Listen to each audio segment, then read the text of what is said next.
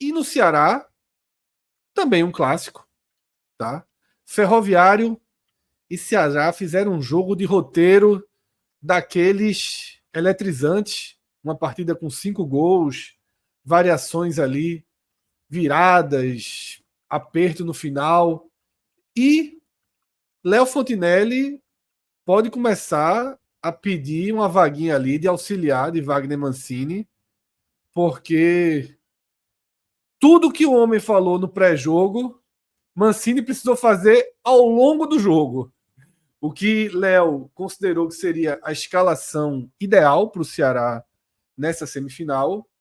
Não foi a escalação de Mancini, mas foi o caminho que o treinador achou para a equipe crescer na partida, crescer em competitividade e ganhar o jogo. Tá? Léo, 3-2 é sempre jogo com muita história, então comece a contar essa história para a gente, por favor. Seja bem-vindo. Obrigado, Fred. Boa noite, Fred, Arthur. É Arthur? Estou enxergando direito, eu estou no celular aqui, tá bem pequenininho. Arthur e o Maestro. Todo mundo tá ligado aí no 45. Pois é, cara, daqueles pré-jogos que a gente parece que tá adivinhando o que vai acontecer no jogo, assim, que não só eu falava que na minha escalação eu teria o Ailon aberto pela esquerda, eu sacaria sacaria o Facundo Castro, né? Tiraria o Ailon da função de centroavante e entraria com o Barcelona, né? Tanto para preservar o Facundo Castro, e essa decisão se mostrou que seria melhor. O Facundo Castro, mais uma vez, fez uma partida abaixo, foi colocado na fogueira, assim, tropeçou na bola. E em muitos momentos a gente vê que ele é um jogador que ele não é um jogador de 1 contra 1, né? Ele é um jogador de passe e de passagem. E a gente vê que, geralmente, os grandes erros que ele comete durante a partida são erros onde ele tenta 1 contra 1. Eu acho que por não ter ali alguém dialogando com ele naquele momento, ele insiste em jogadas onde ele não é o seu forte e acaba se prejudicando e sendo engolido pelo sistema. Acho que ele precisa ser preservado e trazer o Ailon que, quando foi deslocado para a ponta, jogou melhor do que como vem fazendo gols, é o vice-artilheiro do time, mas na função, na ponta, ele joga bem, e o Ceará abre espaço para o Barcelona, que é um centroavante realmente de função. E hoje até a gente que acompanha futebol tem umas frases muito que são muito tradicionais. E hoje, num grupo, a gente discutindo, um grupo de torcedores logo após o jogo, eu falei assim, cara, o Barcelona precisa ser titular, é um gol de centroavante, é um gol de posicionamento. Aí o cara disse, mas ele não vinha fazendo nada até fazer o gol. Eu falei, ele é um centroavante, ele fez o gol da vitória no último minuto, ele fez o cara para ser feito.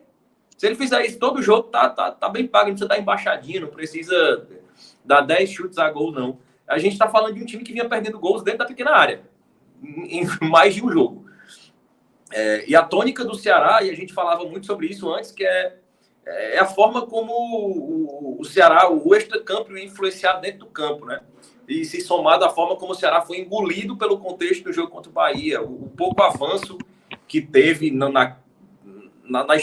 estancada, aquelas sequências de queda de produção no segundo tempo, contra o Bahia, foi engolido pelo contexto. Acho que a derrota também potencializa isso. E eu acho que hoje o jogo teve um roteiro completamente inverso.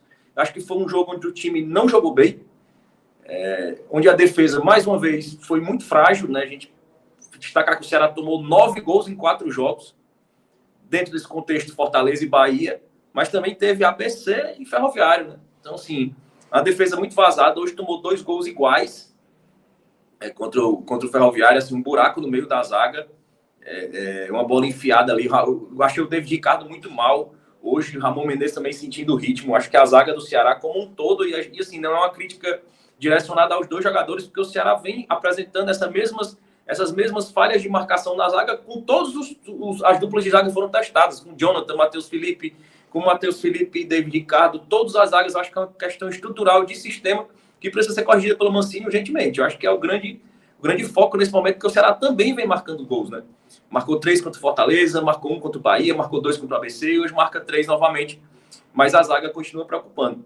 E tanto nessa análise inicial que a gente falava sobre isso, sobre o contexto de fora prejudicar o campo, a gente viu os jogadores com muita vontade, né? Então, nesse contexto de esperar crise salarial, expectativa de atraso, crise política, a gente viu os jogadores como se quisesse dar uma resposta, né? Aquela coisa, que estão esperando que eles se abatam e se entregam. Eu vou fazer o extremo oposto, né?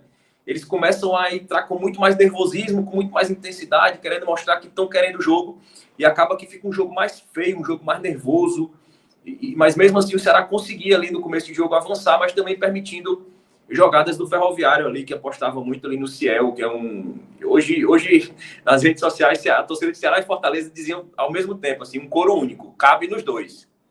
Hoje cabe nos dois, cabe no Ceará e no Fortaleza. E o Ceará permitiu que o Ceará saia na frente do placar, permite que o Ferroviário empate, né? E vira o jogo no segundo tempo com o Lourenço. E engraçado que também não só sobre a escalação inicial que eu falava também sobre os jogadores que voltaram de lesão e que conseguiram fazer com que o time no segundo tempo mantivesse a regularidade de produção, não uma regularidade espetacular, mas uma regularidade do mediano, porque o Ceará despencava. E eu citei justamente esses dois jogadores, né? O Mugni e o Lourenço, jogando mais avançado. E foi justamente através do Mugni, um passe do Mugni para o Lourenço, que sai ali o segundo gol do Ceará. O Ceará sai na frente, passa na frente novamente na partida. E aí a gente traz mais uma vez para o debate essa questão. Como o elenco do Ceará é limitado e como esses jogadores lesionados prejudicaram o Mancini. Então, com a volta desses jogadores, a gente precisa que o Mancini forneça para a gente um salto de qualidade nessa formação, nesse processo de montagem. A evolução ela precisa ser mais sensível. E é claro que todo o espiral que o Ceará está inserido vai prejudicar que essa mudança seja sensível. Então, assim, o resultado de hoje, o gol no final ali, um gol marcado pelo Barceló, assim, eu já pedi o Barceló como centroavante. É importante ter uma referência. Aquela sobra, aquele gol de centroavante, um gol muito comemorado, um gol muito vibrado, já no final do jogo, ele tem o papel inverso de que teve o jogo contra o Bahia, do resultado contra o Bahia e a forma como ocorreu o resultado. Ele tem um papel justamente de estancar aquela velha frase clássica do Pod, né? Estancar a sangria e permitir que a recuperação que o Ceará teve de não ter queda de rendimento no segundo tempo contra o Bahia e agora novamente não tem uma queda tão acentuada, não teve uma produção de encher os olhos, mas ao mesmo tempo não teve um despencar de atuação que vinha tendo.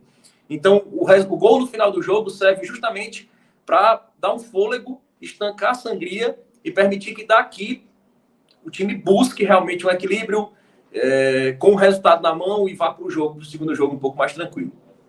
Ô, Léo, eu estava conversando contigo rapidamente nos bastidores, né? Porque, óbvio, eu estava assistindo o clássico do Campeonato Pernambucano, o jogo entre Santa Cruz e Sport, e fui vendo as notícias, aí eu fui ler a matéria do NE45.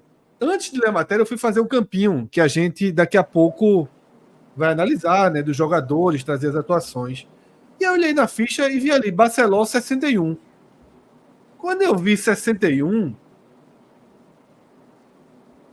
na meu primeiro olhar, eu considerei 61 de 0 a 90, né? Aí eu, porra, roteiro emocionante, igual no final. Esse cacete foi 61 do segundo tempo, ou seja, seria.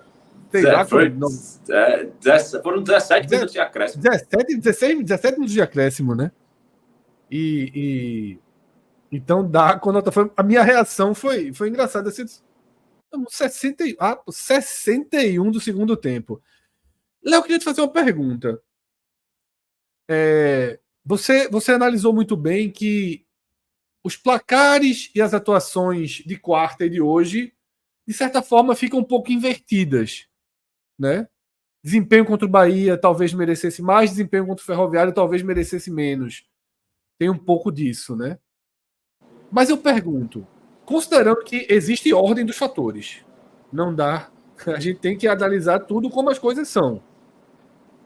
Qual o tamanho da importância dessa vitória para dar uma equalizada geral, né? A gente já vinha falando que dentro de campo é onde o Ceará está melhor nesse momento, é onde existem alguns escudos, mas queira ou não, a situação da Copa do Nordeste está apertada, está ruim, né? O quanto essa vitória consegue dar uma oxigenadazinha aí, mais uma semana de treino, eu vejo muito dessa forma. Eu acho que o Ceará ganha uma semana positiva, independentemente da forma com que conseguiu atuar, né? Eu acho que de certa forma o Ceará se mantém mais ou menos no equilíbrio. Porque você vai analisar assim, as duas partidas dentro de um mesmo cenário. Contra o Bahia, o que deveria ser um motivo de otimismo para frente, que foi uma atuação competitiva com muitas chances de gol contra o time do Bahia, acho que o placar e a iminente eliminação da Copa do Nordeste trouxeram isso para uma zona mais vermelha. Ao mesmo tempo que hoje, se somando com a melhoria que teve de rendimento contra o Bahia, hoje, mesmo não tendo um rendimento tão bom, mas segurando um pouco a atuação, a regularidade para o segundo tempo e conquistando o resultado no final, eu acho que joga essa régua um pouco mais para cima, ao ponto de respirar, assim, botou a cabeça para fora. Eu acho que não é um otimismo de conquistar a torcida. Eu acho que as críticas estão muito pesadas ainda, como eu digo, por todo o cenário. Independente dos dois resultados. Mas eu acho que esse gol no final, essa vitória, e tentando enxergar uma cabeça para fora, assim, para respirar, eu acho que a gente já consegue pelo menos equilibrar esse cenário. Eu acho que positivo, claro, mas não é um positivo, é um respirar, literalmente, assim, é sentar e colocar as coisas no lugar e dizer assim, a gente tem mais uma semana para trabalhar.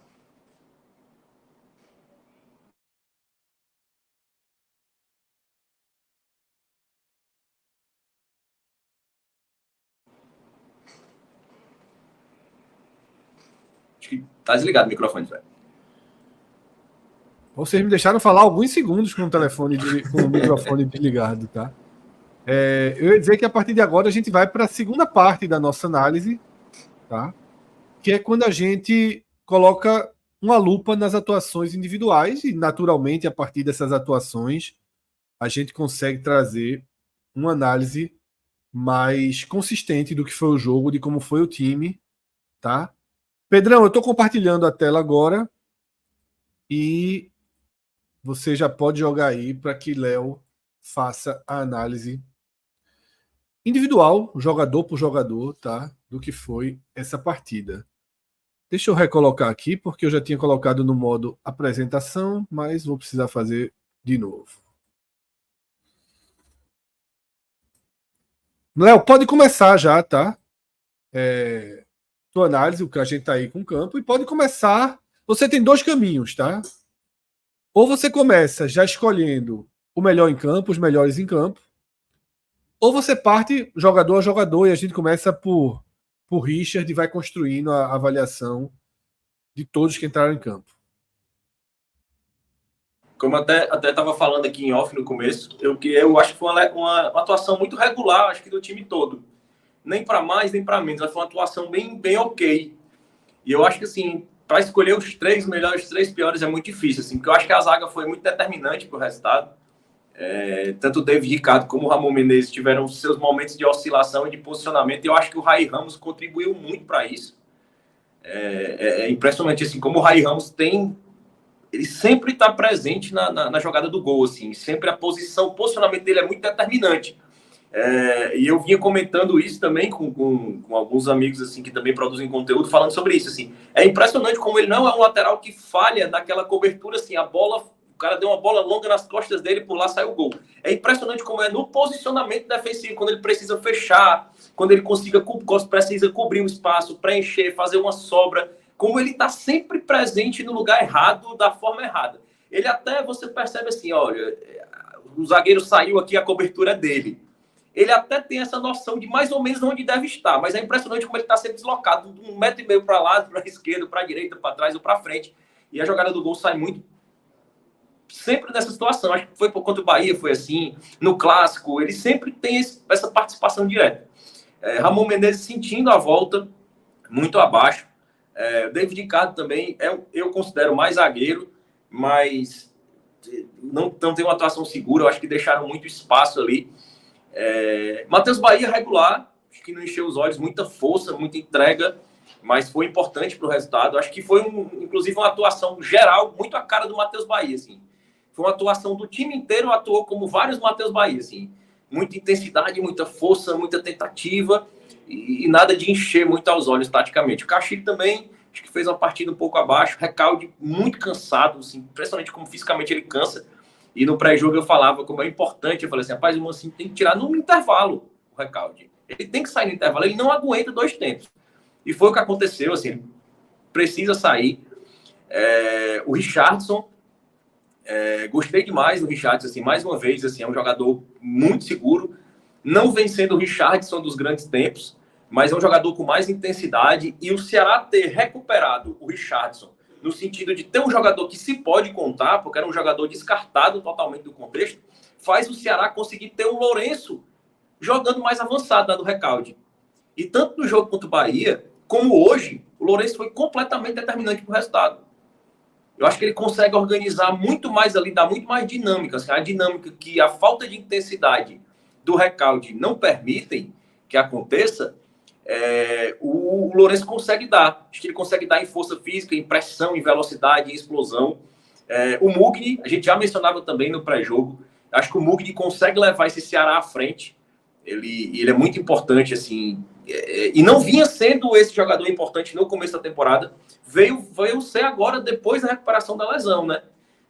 É como se ele tivesse feito, após a recuperação da lesão, um trabalho específico, físico, para voltar a performar como ele precisava para ter um bom futebol. Inclusive, deu um passe ali para o segundo gol do Lourenço. Achei o Mugni um dos destaques positivos. Não ranqueando, mas achando como destaques positivos. Assim como o Facundo Castro, um destaque negativo, eu acho que o Mancini já deveria ter feito antes, preservar o jogador. Acho que é um jogador que não se adaptou, é um jogador que não encontrou uma posição para jogar, e claramente ele vem tentando insistir no 1 contra 1, que não é o forte dele, e o time não está dando para ele opções de jogo para que ele faça a triangulação, o toque-passa, que realmente é o forte dele. Eu acho que o Facundo precisa ser preservado, precisa ser tirado, e depois entrar num contexto de segundo tempo, onde de repente ele possa ter um Ailon jogando mais aberto ali e ele ser mantido, entendeu? Ele ser mantido para ter um cara para dialogar. Eu acho que com o Ailon jogando ali perto dele, de repente ele pode jogar, via mostrar um futebol melhor. O Ailon, como centroavante, ele é aquele jogador que, como centroavante improvisado, você não vê ele participando muito, mas quando ele tem chance, geralmente ele consegue fazer gols. Então, aquele jogo, quando ele não faz gol, geralmente, dificilmente você vê. Mas quando ele foi deslocado para a posição, lá para a ponta, no lugar do Facundo Castro, realmente jogou melhor e ficou nítido que o Mancini precisa usar naquela posição. E o Eric Pulga já quase marca o terceiro, antes mesmo do terceiro sair, assim, foi um toquinho assim, saiu por pouco. De fato, ele brigou pela bola ali no primeiro gol. É um jogador muito decisivo, assim, é a peça mais importante do Ceará na temporada e é sempre um destaque, assim, não tem como o Eric Pulga não ser citado como um dos destaques. Eu acho que eu não pontuei dos que entraram. Barceló, autor do gol, acho que fez o que faz centroavante. Eu sou um dos que analisam o centroavante de acordo com as chances que ele tem e quantas ele converte. Se o cara não tem chance, tem como converter. No final das contas, ele pegou uma bola ali, fez um gol de posicionamento, gol de centroavante, fez o que se esperava dele. E o Jonathan, zagueiro, é um garoto da base, na minha opinião, é um dos melhores zagueiros que a gente tem, e eu acho que o Jonathan precisa ser titular. Mesmo com a inexperiência, eu acho que ele entrega muito mais do que os lances onde a inexperiência pesa, como, por exemplo, o gol do Tassiano. O segundo gol do Tassiano, muita gente não colocou o Jonathan não teve culpa, achei muito mais mérito do Tassiano. Mas talvez ali um jogador mais experiente teria antecipado ali, não teria dado. Ele chegou bem junto, assim. Mas eu acho que ele, em alguns momentos, ele ainda mostra inexperiência, que não é um jogador pronto, mas eu acho que a entrega positiva que ele dá em relação às outras opções que o Mancini tem é muito maior do que os erros que ele pode vir a cometer. Então, para mim, o Jonathan seria o titular. Então, eu sempre gosto quando ele entra. O Richard, eu acho que não comprometeu, acho que não foi culpado em nenhum dos gols que sofreu, mas também não fez defesas ali importantes, difíceis. Eu acho que foi ok, não veio comprometer, nem fazer alguma defesa que garantisse o resultado. Léo, eu fiz. Você foi foi velocidade aí de contra-ataque. Melhor do que encomenda para o cenário que a gente tem hoje. E aí eu fui fazendo a avaliação das cores que a gente tem hoje em dia para cada jogador, interpretando seus comentários, tá? Mas foi perfeito, foi perfeito.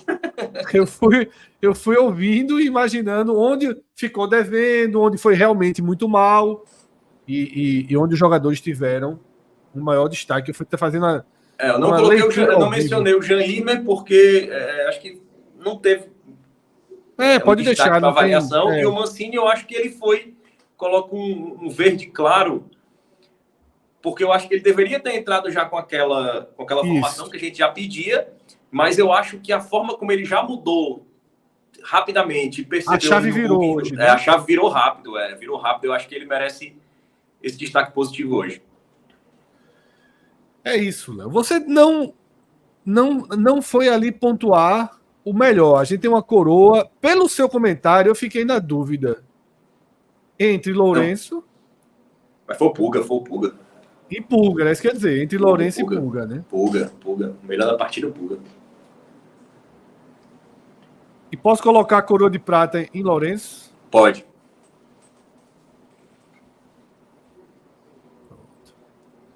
Coroa aqui de prata. O bronze divide para todo mundo, faz um sorteio. Tira o Facundo Castro do Globo e sorteia as outras bolas lá. Rai Ramos merece esse vermelho todo que eu coloquei mesmo? Merece, ou pode. Merece, né? Merece. E aí o pior em campo fica Facundo Castro mesmo. Facundo que Castro. Realmente não conseguiu chegar ainda, né?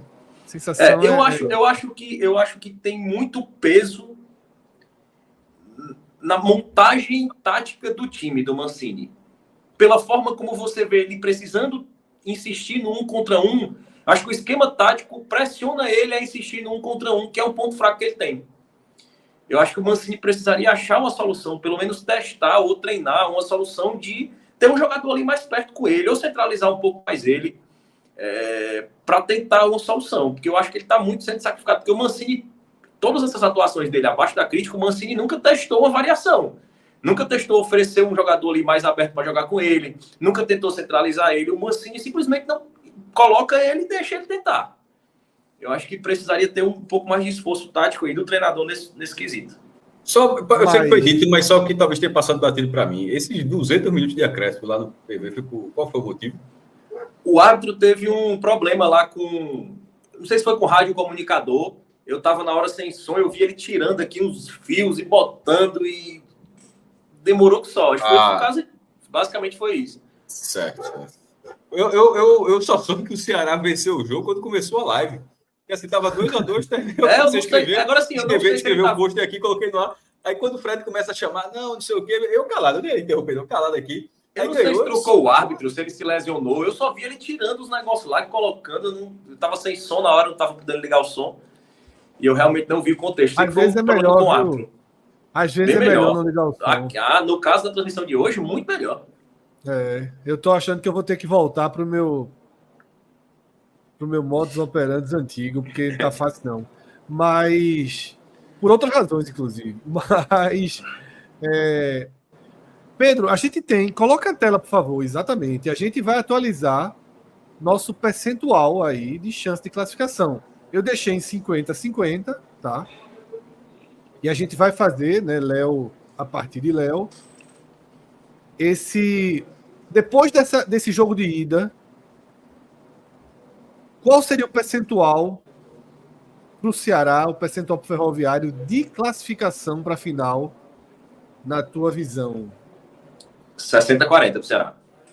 Só mudou isso depois de uma vitória? Só. Pela forma como foi a vitória. Sim, pela forma mesmo como foi a vitória. Eu acho que se fosse um clássico rei, ainda seria menos a diferença. Porque, assim, acho que abre um pouco mais a margem pela falta da diferença técnica mesmo dos dois times. Eu acho que a semana de treinamento, o Ferroviário tem um jogo no meio da semana. O Ceará vai descansar, vai ter uma semana inteira para trabalhar. Agora, o Ceará também não pode... Essa vantagem não pode aumentar tanto, porque a gente sabe, o Ceará vai ter uma semana que todo o cenário político vai novamente interferir no campo. E a gente tem que saber como o time vai reagir essa semana, né? Acho que tem esse fator aí para a gente dar uma segurada na previsão.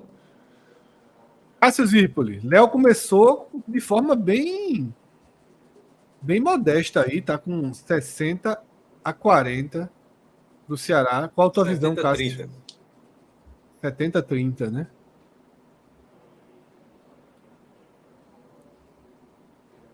Arthur? 65 a 35. Eu acho que 70-30 talvez fosse antes de começar o jogo.